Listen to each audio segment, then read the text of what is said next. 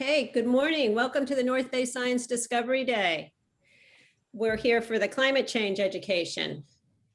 I just have a few things to go over before the meeting starts, and let me do that right now. If you could, please just rename yourself with your first name, turn your video off, have yourself muted, and please feel free to ask questions. Please do it through chat or you can raise your hand. And without any further ado, we're off to climate change and Jim. Hi, everyone. So today we intend to have fun, and we intend to get into how students can help their community to become more energy efficient with some pretty fun techniques as well. ClimateChangeEducation.org's program, the Mobile Climate Science Labs, you may know from the North Bay Science Discoveries Days when it's physical. We specialize in bringing hands-on science to events. And today we're doing for the first time how we're looking to make this more interactive and fun. So if you see things with hands, and by the way, I have to get used to this one. This one, I have to turn the sound lights off a little bit. So I'm gonna turn it back on here. We're gonna try to make it so that you are telling my hands what to do as much as possible. We're gonna let you unmute to talk to kids and say things. I will be joined today with Natalie, who's a teacher, and middle school students, Adam, Antonia, and Luca. We will be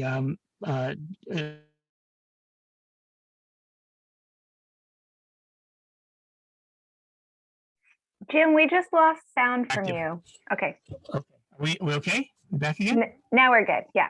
Okay. We want to, you know, how we want to encourage a little bit of an interactivity, and then we'll just get going with first some little demonstrations of the infrared light that we're going to be using. Jim, just so you know, we seem to have both Cole and KA back from our first session as well. And I was just telling them this session is somewhat similar, but also significantly different from the first session. So right. We'll start out kind of similar, but we'll go off different very fast.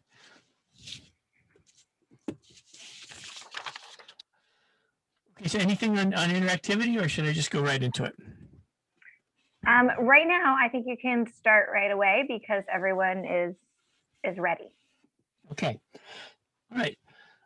We want you to first get to know this light, this invisible light that that we're going to be using for energy efficiency.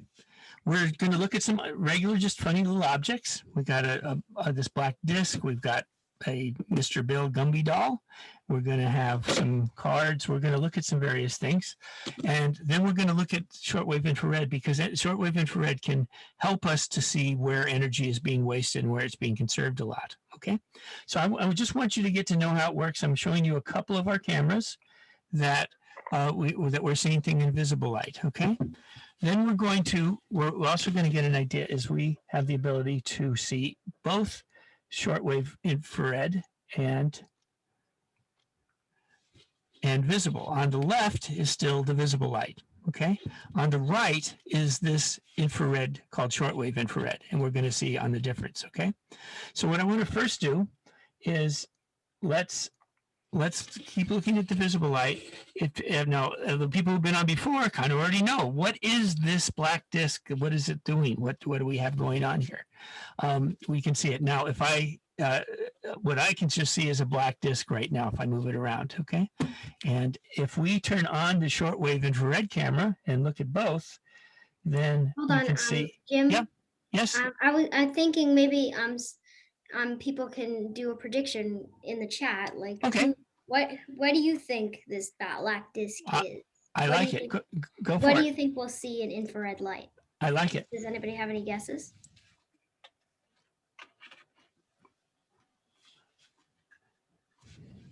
I'm getting some direct messages. Some people say like maybe it's a frisbee, or maybe there's a picture on the inside. And you know, a mirror. Good, Ruby. All good, all good. And actually, we even could do just about all of those. The frisbee, no, those are all good. Let's take a look if it might have to do with whether we're in the right place at the right time. Okay, let's see what we think. Okay.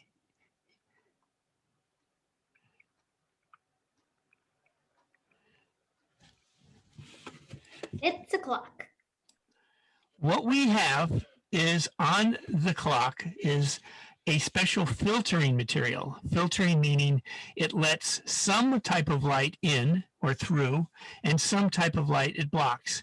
This black filter is stopping visible light from coming in and hitting the clock face and then coming back out to us. But it lets short-wave infrared, this other type of light, through. And what we want to get to know is there really, really, really is such a thing as invisible light. It's light our minds, our brain can't see, our eyes can't see, but it really exists. It's everywhere, and it has a lot to do with energy. It has a lot to do with sunlight. It's really, really powerful. So we first want you to get to know that something's pretty cool going on here. Okay, so I'm going to switch over to another one now. Luca, we're going to be getting to yours in a minute. You now know to jump in when you want, but I'm going to go ahead to the second one, and then after the second one, we're going to go ahead to yours, okay? Okay. All right, so here we got some flashlights, okay? We're going to be, we got some flashlights here, and you can hear me. I don't know if you can hear the click. I'm putting it up to the microphone. You can hear different, whether they're on or off. And later there's a thing, if anyone wants to know, there's a reason why some I have a red band on them and some I have a yellow band. But let's take a look now in the shortwave infrared. And you can see that they are on, but they're making shortwave infrared light. Okay, if I put them up to the camera here, see how bright they are in this one? Okay, and then there's this one, which isn't turned on right now. Uh-oh. That's why I have two flashlights, because sometimes something's going funny. So this would be very important on our energy when we look at this thing, that we really get that this is light that not only comes from sunlight, but we can make it too with electronics and invisible light. But Jim, I've got Please. a question, which is why is one of the cameras in color and the other camera in black and white? Sure. Okay. Perfect. Jim, do you want me Yeah, to answer that? go for it. Yeah, you go, Luca. So one of the cameras is in black and white because in visible light, we see colors, right? That's what visible light is, different kinds of sunlight and different colors of light, right? But in infrared light, there's no such thing as colors. So technically this black and white image, the white is where there's most infrared light and the black is when there's the least infrared light.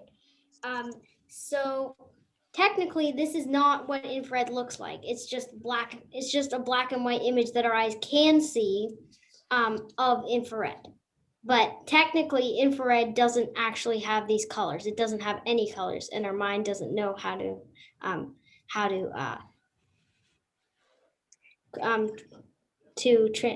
transmit it into an image. And what black and white is brightness. All we can see is brightness. That's how the colors is what our brains can make of light we can see. I'm not meaning to correct you. Look, I'm just saying it a slightly different way. I think that was perfect. No, it's fine.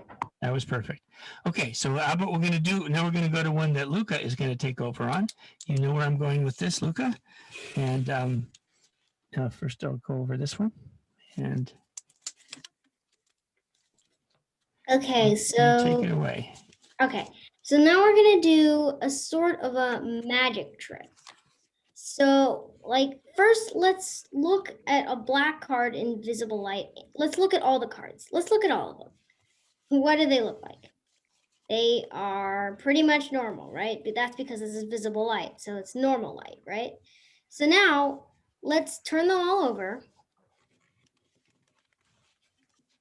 And we'll switch, when they're turned all over, we can switch to infrared light. So now we can see them in both visible light and infrared light. So let's turn over a black card. Let's see what it looks like in infrared. It looks pretty much the same, right? Now let's try a red card. What does a red card look like? Wait, there's nothing there. Let's try the other red cards. Maybe it's just a glitch with the camera. Wait, there's nothing there again, and again, and again. That's because, like we just were talking about, colors don't exist in infrared. It's just brightness. So we can't actually see the color red in an infrared camera. So don't be thinking that red means infrared. Red is, I don't know, it's called infrared because it's like next to the color red on the color spectrum, but there is no colors in infrared.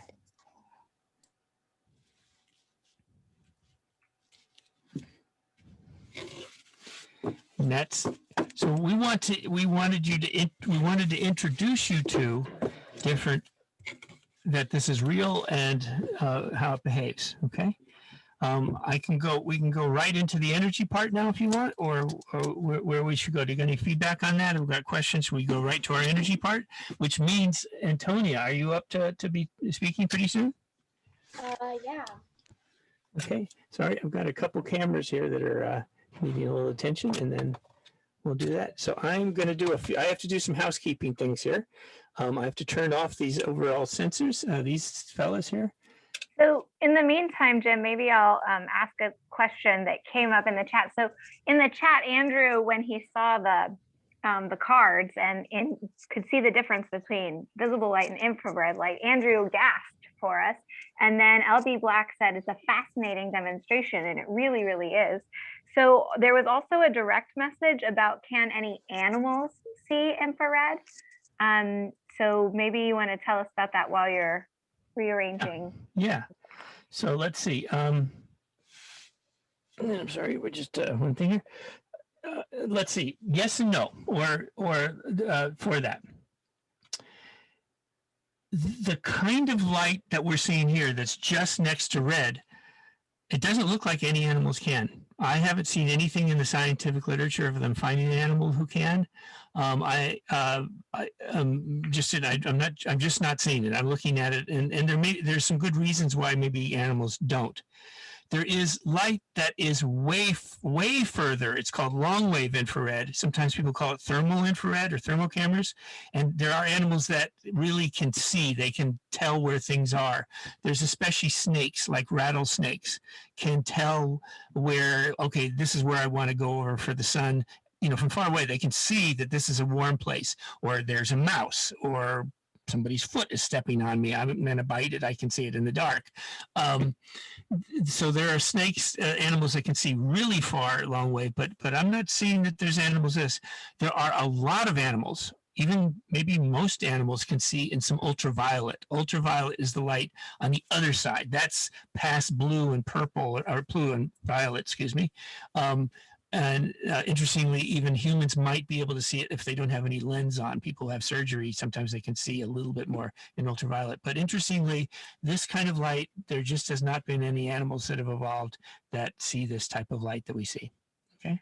So Jeruvia is right. Some animals do see in long wave infrared. Am I right about that? Like snakes in heat? Yeah. But not in short wave infrared, which is what we're looking at through these cameras. Yep. Okay, so what we have here, Abigail, Antonio, do you want to take over? You want to just? Yeah. I'm going to follow what you want to do. Yeah, sure, I can take over. So over here, we have three different colored three different light bulbs, incandescent, fluorescent, and LED lights. And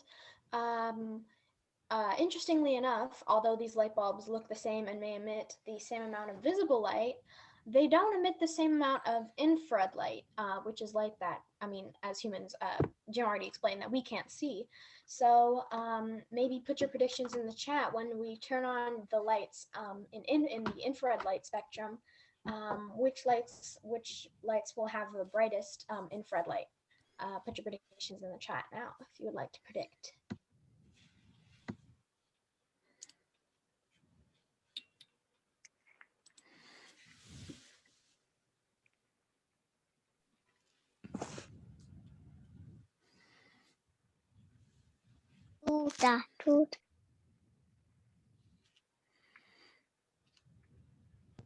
The LED light is going to be shining the brightest in the infrared light spectrum is what I'm getting in the chat. Is that right?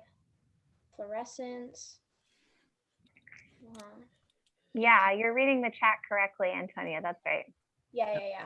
So I'm getting a lot of people thinking that when we turn on the light bulbs, that an infrared light, we're going to see the LED lights the brightest. So the question for KA is, which light will shine the brightest under the infrared light spectrum camera? When we turn the lights on, of course. And I'm just going to keep following your directions. I'm just, because all the lights are out right now, the shortwave will be dark. And so that I just have a flashlight to help us see that there's stuff really there on the other side. Okay, so why don't we turn on the lights and see? Which one would you like? Let's turn on all of them. How about we do? All right. So actually, as you can see, Max is correct. The incandescent light has the most amount of infrared energy coming off of it. And, you know, there's a lot of hype over the past few years about LED lights, and this is actually why. Because every time we use light bulbs that emit infrared light, yeah, there's a special camera on the right. It's called it's an short-wave infrared camera, which can see in a different like light spectrum than we can see. Well, it's on the same spectrum, but it's and so actually that's why people love LED lights so much, because, you know, it takes energy to produce infrared light. We don't produce that naturally. They don't produce that naturally when they come off of the light bulb. And that's actually why when you touch some of these older light bulbs, it's really hot. But with LED lights, as you can see, even though it's on, it's barely emitting any infrared light at all. And when you touch LED lights, they're not warm like older light bulbs are. Because, you know, infrared light and Not going to touch this one. yeah, they can get. Go ahead. Please, Yeah. I didn't mean to interrupt you, Antonia. Oh, no, that's fine. Yeah. So if we were doing this like in real life, if you could touch them, they would be pretty hot. But the LED light would not. And that's why people love LED lights so much, because they actually use a lot less energy. And like Lucas said, they're a lot more efficient. Not only that, but they can last for so much longer than the infrared light, the incandescent and fluorescent lights can. So when you go into like a building nowadays, especially in Washington, DC, or like big cities, they usually have more fluorescent or even LED lights, and incandescent lights are, you know, they're older lights that you would see in older buildings. But yeah, so that's why. It's very cool. If anyone has any questions, feel free to put them in the chat. How does it not being right? Oh, so the infrared light that you can see coming off of the incandescent and fluorescent lights, that takes energy to produce. So all the types of light that come off of light bulbs, they take energy to produce. So, you know, you can see on the camera, the black and white, the infrared camera, that two of the light bulbs are emitting a lot more infrared light than the last one, even though they're all like on, and we can see that in the like normal like lighting camera. But the reason that let me go back to the question. How does not being bright save energy? Because it takes energy to produce every type of brightness under every type of spectrum. So the LED light only produces like brightness under the visible light spectrum. So yeah. If we're making light that we can't see, it's not doing anything for us, right? That's why we have light bulbs, so we can see. Yeah, we don't really need the infrared light, so it saves energy when not being in use. Yeah. Right, and Max said in the chat that because only about 10% of the energy produced in an incandescent bulb is visible light, that it's not very efficient, and he says the rest is heat. Remember, everybody, heat is part of the spectrum of light. It's energy that we cannot see with our eyes, but it is light waves. It's energy that we cannot see with our eyes. It's invisible light that we can sometimes feel with our bodies. There's a question that asks, do animals see infrared light? Jim just answered this. So they don't see the type of infrared light that we are seeing, which is shortwave infrared light, which is close to visible light spectrum, but for long wave infrared light, there are some animals that can see that, like rattlesnakes. So yeah. Yes, heat is energy. And when people use I think there's another question in the chat. Why does the second light, the fluorescent light, why isn't it shining as much in the infrared? Oh, yes, that's a very good question. So all of these light bulbs are like a bad, better, best type thing. So fluorescent lights are actually the middle ground. They are nowhere near as efficient as LED lights, but they waste so much less energy than incandescent lights, which by far shine the absolute brightest. So as you can see, the LED light's not producing a lot of infrared energy. And the fluorescent light also is not producing a lot of energy compared to the incandescent light, which, Jim, if you would turn that on, as you can see, can clearly outshine both of them. Oh, Jim, something blocking the camera. It's my arm. I'm sorry. That was dumb of me. Thank you. Yeah, as you can see, it's outshining the camera. The incandescent bulbs don't produce a lot of heat energy. Antonio, if I could just please keep going with things. I just want to introduce something that I want to cut away to. Is we also have a kilowatt meter. So it's a meter that shows how much energy each thing is using. And I'm going to show you that. And when you want to, we can go to that. But let's take a look at that here for a second. So right now we've got everybody on. Okay, and they're at over 100 watts is the incandescent. I'm going to let you go from there. I think you can take it from there, but the incandescent is over 100 watts. Yes, thank you. Yeah, the incandescent is using the most amount of energy. So if you would turn that off and turn just the fluorescent light on, you can see how much energy that produces.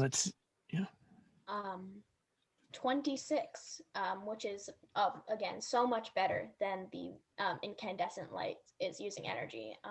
But as we can see, if Jim would kindly turn on just the LED light, that is so much less. Like, look at that. It is not even 5 watts of energy, but it's producing the same amount of visible light, which is, all we need.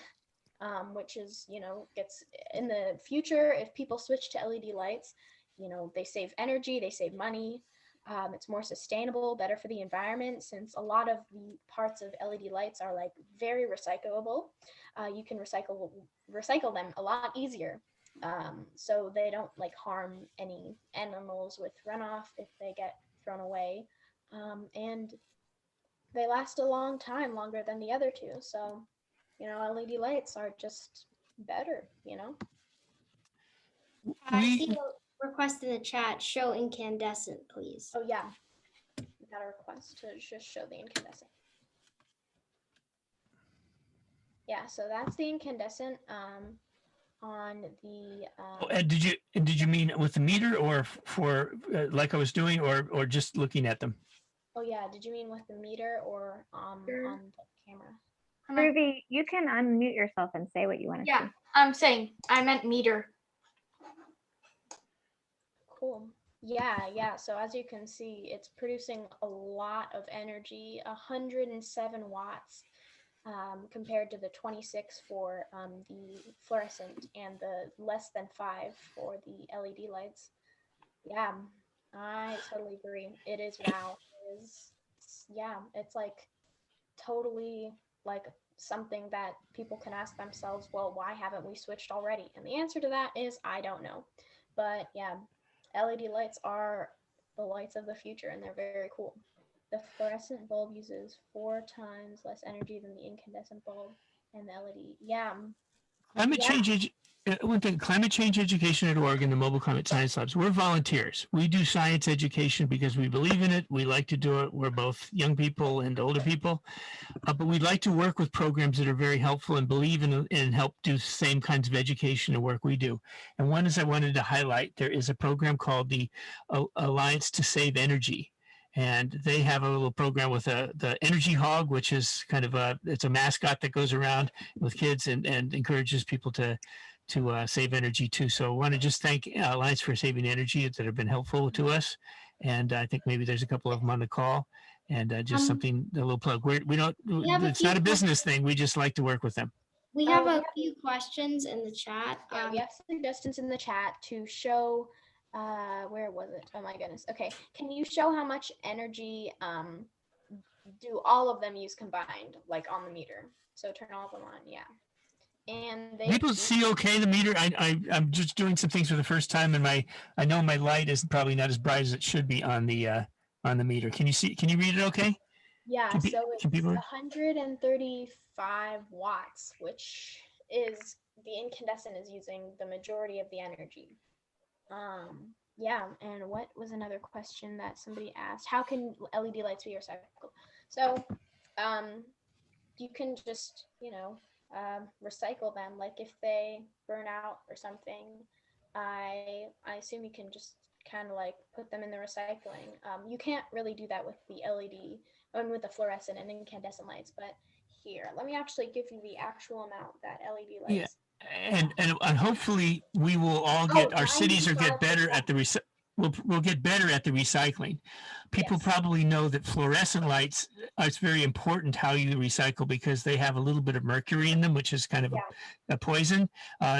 So that's LED lights don't have that. Yeah. And they're also at least 95% of an LED light is recyclable.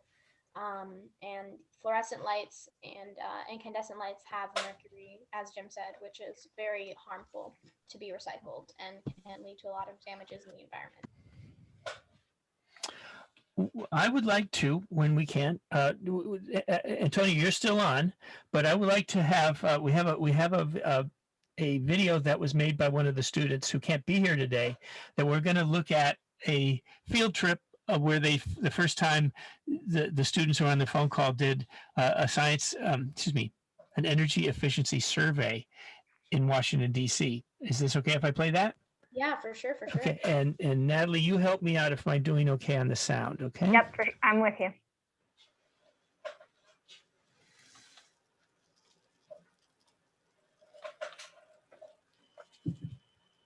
In March 2020, Oh, Jim, stop. Can you stop the video? Right now, we're only seeing the light bulbs and Mr. Gumby. Thank you. You could hear though, yeah? I mean, I'm not saying that was good. We were able to hear. Yeah, There we go. sorry. And maybe I would move the volume up just a tiny bit. There you are. Thank you. Admittedly, we're doing a lot of new technology. We're used to doing live science fairs, and now we're trying to do them where everybody's interactive. So here we go. We went to the National Gallery of Art in Washington, D.C. We wanted to know, how energy efficient are the light bulbs in the museum? We thought that an art museum would probably have a lot of energy efficient lighting because they wanted to save money and protect the art from unnecessary light. When we walked into the lobby of the museum, we were surprised and excited. Even though all the light bulbs looked the same to our eyes, cameras showed us exactly which light bulbs were wasting energy. Incandescent light bulbs are one of the older kinds, and they produce a lot of extra shortwave infrared. The camera picked that up immediately. The incandescent bulbs in the lobby were shining brightly on the shortwave infrared camera.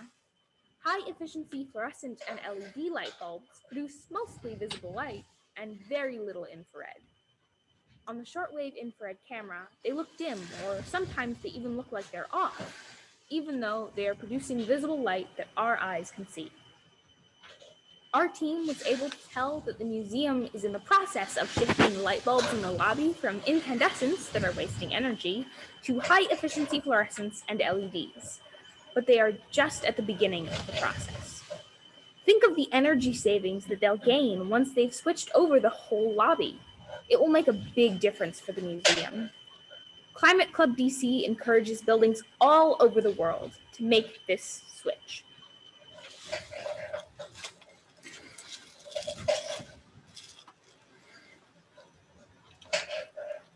Oh, there's that energy hog again.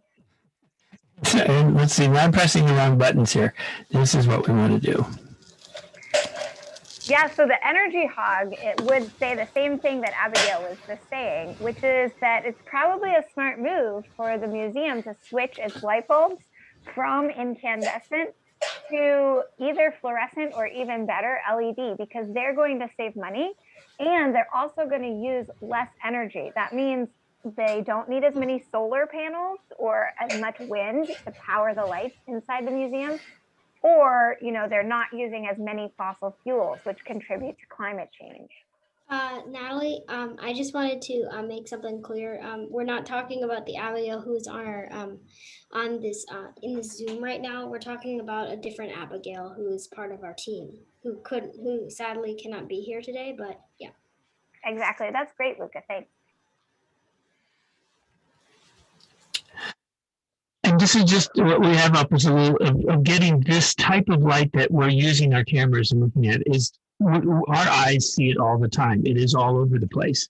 Half of the energy from the sun, the right half in this graph, is shortwave infrared. We just don't see it. Now there's a kind of a thing where the sunlight makes a lot. There's a lot of the sunlight. Actually, solar panels in places we want to use sunlight for energy need to gather this light. That's just fine. But if we have lights inside and they're just for us to see, there's no point in doing that. It doesn't hurt us to not have the shortwave infrared. We get plenty of it already. Okay, so I just wanted to have a sense of where this fits in.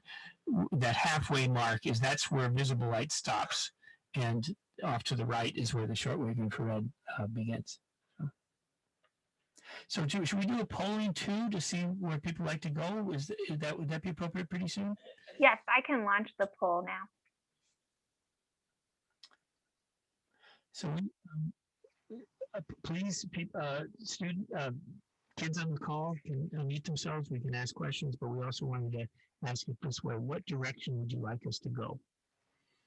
And Jim, just while people are voting, the quality of your sound has changed. Okay. It's a lot fuzzier now, so I'm not sure if that is something that we Thank you can on adjust. that. That's something to check in. How are we doing now? Are we doing better now, or is it still fuzzy? It's still a little fuzzy, but I think it's better. Okay. I think I had the volume up a little high in order to make the video play. I hope that's what it was. This is good. What you have okay, now good. is good. Yeah, I think I was distorting the mixer. So right now I'm seeing about 14 of the 29 people in the room have voted. So I'm going to leave the poll open a little bit longer to let people vote, think about what they would like to do.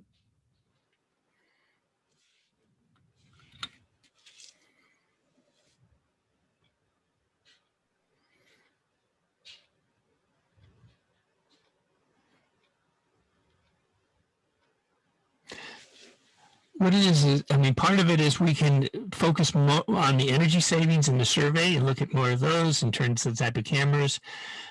We can look at how this relates to global warming. We can look at how just a lot more on infrared and heat. I remember there was a question along that line. Really, when we teach science, when we do it, we want to react to what's interesting to you. Okay, about 22 people have voted. I'm just gonna maybe leave it open for another couple of seconds.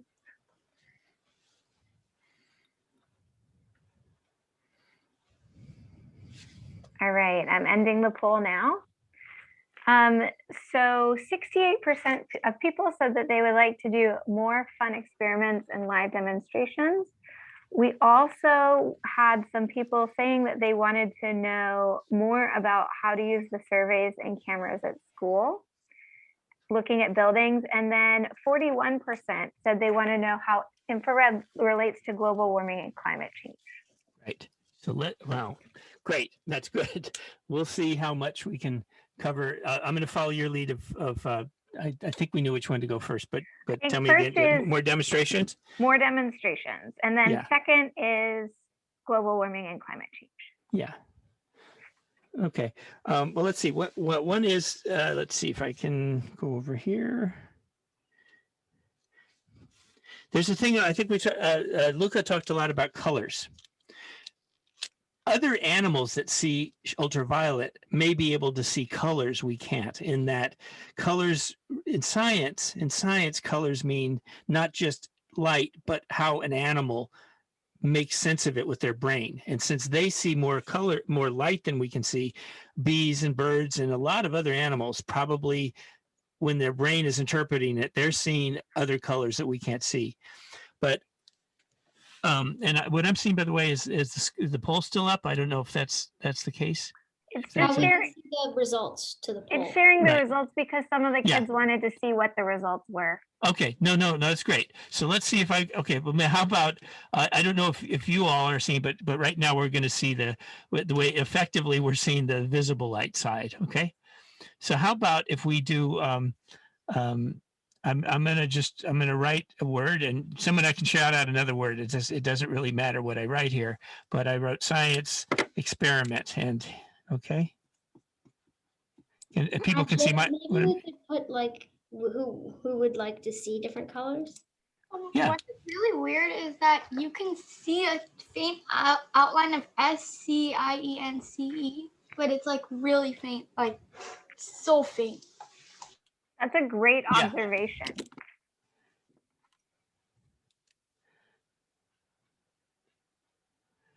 And who said that?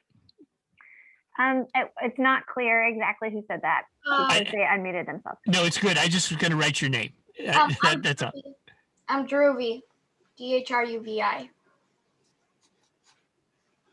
DHRUVI. Did I get that right? Yeah. Good.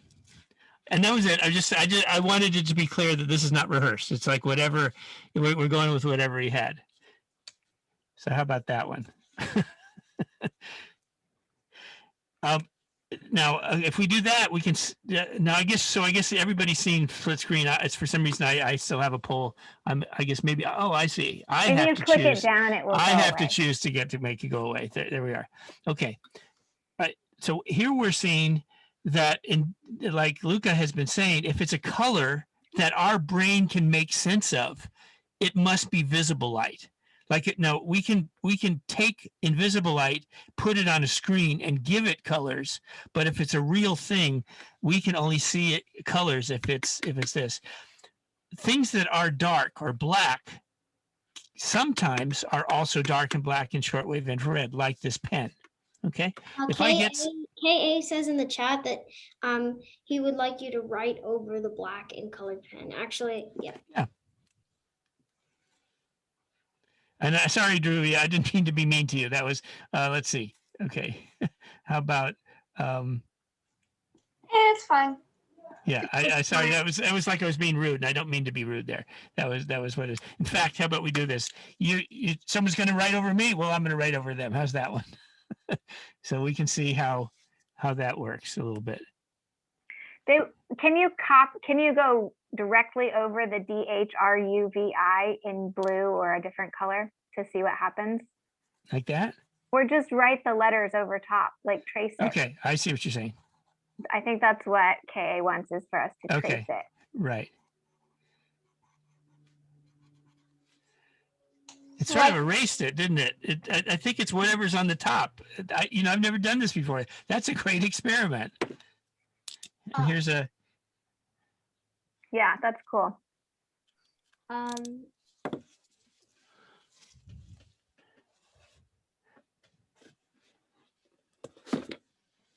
I'm listening to other things. I'm getting out some other stuff to do, but we're going to things. I wanted to get an idea of things that are black. Sometimes look dark and sometimes they don't. Okay, so let's see if So, I have a question. Go ahead. So, when you put the other colors on top of the black in the black and white screen, the black is kind of erasing. That's right, Sadesh. Good observation. That's because remember we couldn't see the colors, the other colors. So if the colors are on top of the black, then we can't see the black, or we can't see anything because the colors are invisible. Yep, it's like putting a filter on top, like when we put a special black paint over the top of the clock, and then we couldn't, the infrared or the visible light could not go through. It's the same, but in reverse. I have a quick question. So, if you like, for example, you're writing science, is it because of the hints of black in the green shade that you can see a tiny bit of the SCIENC? I think you are absolutely right. I think that's what it is. There's a little bit of the material that looks black in both in it. Maybe it's because maybe it's because it's really, that's the way they sell it. And maybe it's because I had the two pens right on each other. I think that's exactly what it is. But what's interesting is that even though you can see science very faintly, we can't see experiments. So I wonder what the blue is made of. Yeah. So maybe I'll see if I can get it to come out a little bit. There's the orange pen. Nothing, right? Tell me what you say. Here's the blue pen. Nothing I can do to get that to be that, right? And I mean, everybody's done a thing where they do a pen and it gets a little dirty or something. So I'm going to see if I can get the green pen to find out, do I have some black mixed in there? Is there something about it? Maybe, maybe I drew on something that was just black just beforehand. Let's see how that. I think it's like that because you see how the shade is like a little bit darker than regular green. Like regular green is usually like a bit different. So I think since they added like black to that to change the shade, it's changing the way it looks on that. Yeah. All right, so a couple of things going on in the chat. Quickly said that there was a little bag that you pulled out, Jim. It had something written on it that was only visible with the infrared that's right. camera. I tried that a long time ago. So let's see if this is. A long time ago, I had this bag, and I just wanted to see what would happen. So I think that's a fault tip pen. Maybe it was even a dry erase pen. I did this a long time ago. What, from a science perspective, or say a STEM technology, you can get an idea that if we can see things that are invisible and we can do all this, there's a lot of applications for it. There's a lot of applications. And one is they can technology is now using it to figure out what is a material, what's in it quickly, like Jim? the chemistry of it. Yeah. I think we have a few other requests in the chat. We would Please. Some people would like to see what green would look like. What if you wrote over the green with black, and somebody would like to see brown. Okay. I don't have a brown pen with us today, so that's my fault. So I'm going to go first there, and now I'm going to go right over the C there. Mm-hmm. Thank you. I'm going to keep taking directions from you all. It's making the black in the green more visible. Looks like you're tracing over the letters almost. In the other one, like with harder black. And Jim, also someone asked, do you have a magnifying glass? Like, does a magnifying glass still work? I don't know if you do have one. I do and I have one. I do and have one. And if you can hear a little bit of excitement in my voice about where the heck did I put it, but it is a little bit of, it is true that light transmits energy, heat. And especially that's what infrared is known for, that its property of doing heat. But I want people to get the idea that it is really light. So if you can see, I've got a magnifying glass that has the same filtering material on it. It's the same stuff that was on the clock or that sheet I was doing, but you can see it really is a magnifying glass still. Is that coming out okay? Is that coming out clear? Yeah, it's coming out very clear. Yeah. So, I mean, and you can see in the visible light, it's a little bit scratched, but you can see I have that. Now here's just regular glass. So this is light.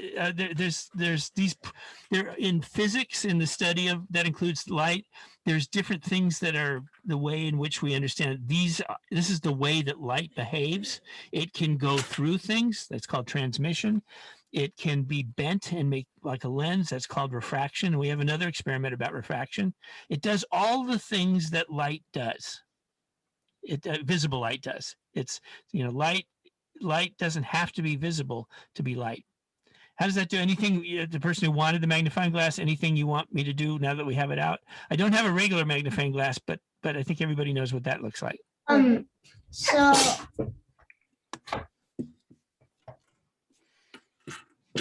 Oh, go ahead.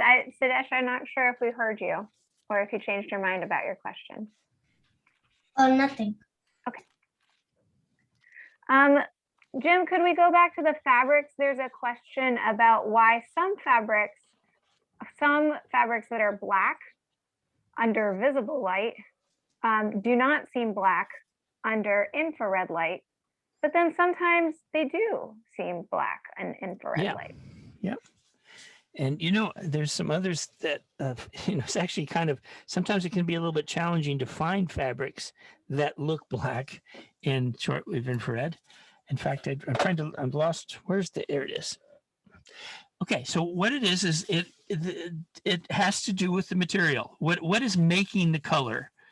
And there's a lot of things. And now we'll also do an experiment a little bit that in nature, this thing of looking dark in visible light, but looking light invisible in infrared is actually pretty common. It's just we're using that here. Here's my short way of looking at it. If the dye, the material, the chemical that we add to make the fabric dark is based on plant material, it tends to have this way of looking very bright in shortwave infrared. If the way in which we made it dark is using a lot of carbon, but a particular kind of carbon, there's this thing that maybe people haven't heard of, but it's used everywhere. It's called carbon black. It's like little tiny pieces like charcoal, but especially tiny pieces. And I'm looking at my black camera here. These are all things made of carbon. The paint is carbon black tires. And this is going to be carbon black. So yeah, it's kind of cool that unless you have one of these cameras, there's this invisible world that everybody on this phone call knows about and gets to play with. And if you have one of these cameras, you can do it. But everybody else doesn't know that sometimes it's light and dark. And it also kind of says that you could wear some clothes that, yeah, they look black, but in the sunlight, they still keep you cool because they're reflecting that part of the sunlight. Jim, it's 11:46 in California, so we've got about 9 minutes. Please keep focusing on. I would like to cover everything people asked for if we could. So there's another question in the chat. Pranav wants to know, can you shine the flashlight through the magnifying glass? Sure. And I bet you know the way that you can make paper kind of catch on fire. You don't want to do anything really bad, but you can do it. Yeah, we go through that too. So let's see if we can see it being like a magnifying glass. I've not really played around with this too much before.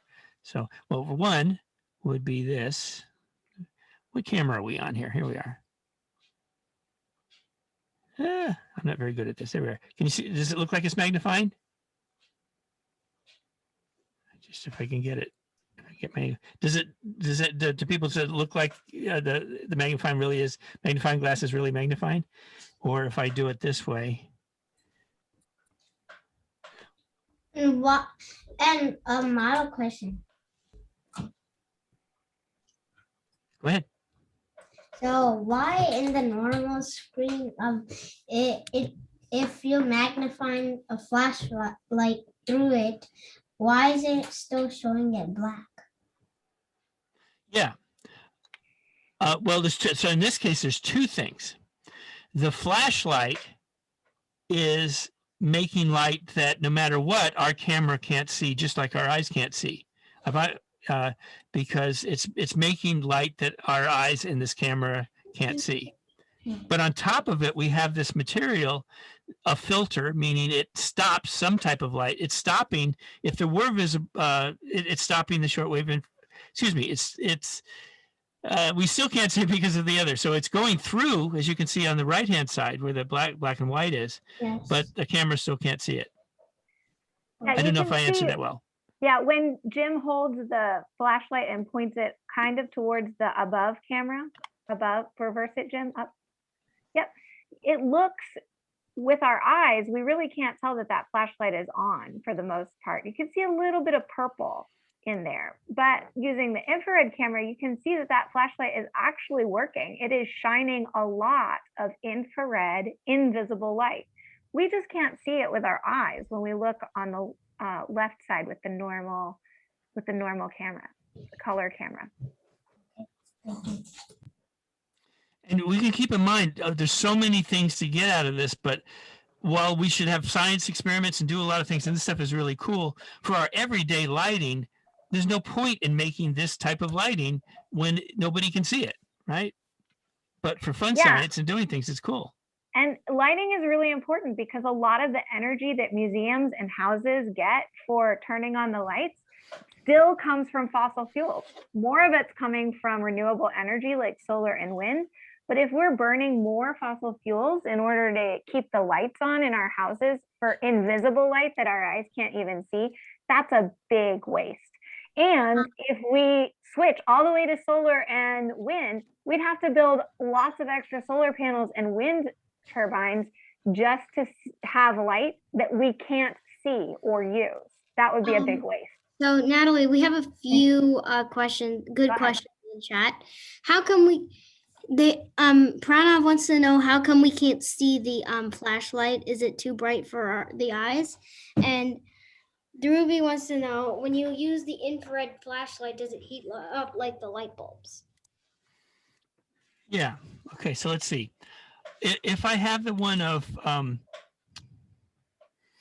the short answer is mostly, as long as it's not too bright, this type of light doesn't hurt us. But anything that's too bright hurts us. I never would shine this in my eye. And I'd always ask people, please don't shine it in your eye. It's just really, really bright. I can feel right now, I'm the only one who can feel this, so I'm trying to do it. I can feel the warmth of the light on my hand. Okay. It's not really hot, but I can tell that it's on. Now, an LED light, actually, visible light makes heat too. It gives off heat too, but not, you could feel a little bit, but definitely this feels warmer. There's a sense toward it.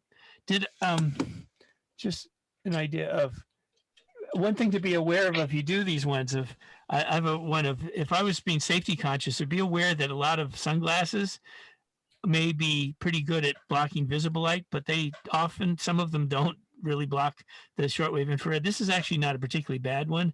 Some of them are really like, boy, they're almost like clear glasses. I wouldn't want to go out in the sun and have my pupil really open and big, and then have all this kind of light come through. And there's the thing now. There's not a lot of medical things that companies aren't getting in trouble for being unsafe. So generally people aren't, but we still say, be careful. Don't get too much of this light. But if you go out in the sun, you're going to get a lot of this light all the time. It's all around us all the time. Can you shine the flashlight like closer to the sunglasses and bring it up to the camera so we can see it better?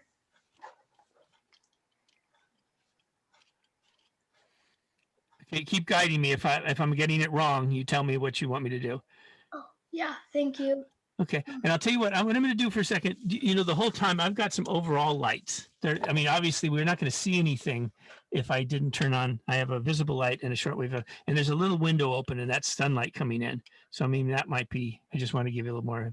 You can see what I'm doing in the visible light side. I just thought I'd know that's an option, right? I can turn it off, so the only light. Most of the light is just the flashlight.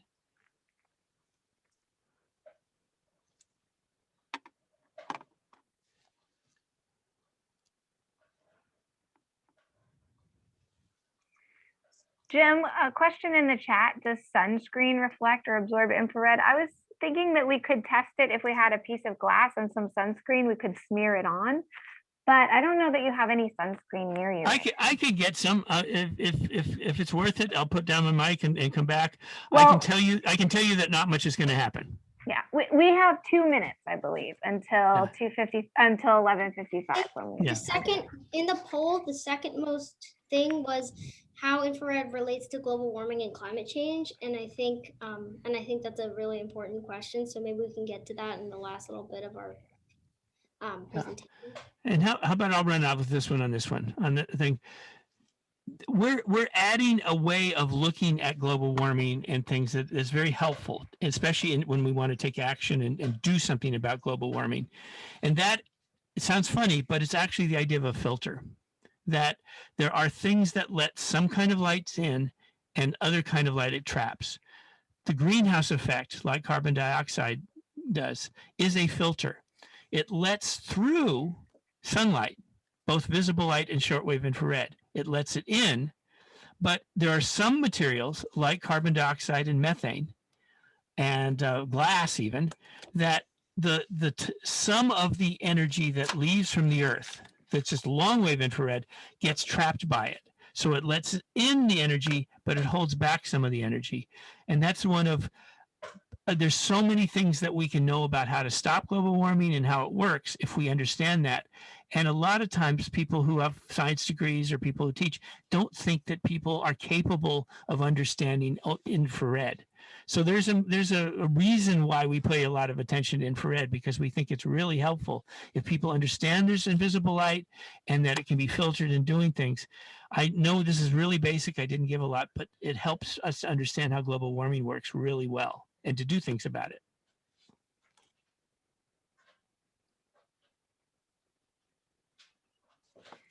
Pranav said if there was some infrared and it went into a box made out of the filters, will it be able to go out? So these particular filters, infrared is traveling through them. that's why we can see through them. But you could make a box that would not allow infrared to escape. That is possible. That's right. And you will see if you know, we have a whole YouTube channel with lots of demonstrations that can go beyond what we're doing. So there's one actually called Climate Science Demonstrations. It's the name of our YouTube channel. It's about this thing. And you can see that we have such a box that we do at Science Festival. So there's a box that has this material of it. It's very solid and it's really cool. People walk up to it. And if you have the camera, you can see you can see what's inside. Unfortunately, we have to stop there. You can write us your additional questions at climatechangeeducation.org. And I just put the email address in the chat. Great. Tim and Natalie, what a great presentation. Thank you so very much. And thank you to all the participants, and enjoy the rest of the North Bay Science Discovery Day. Thanks, everybody. Bye. Thank you, everyone.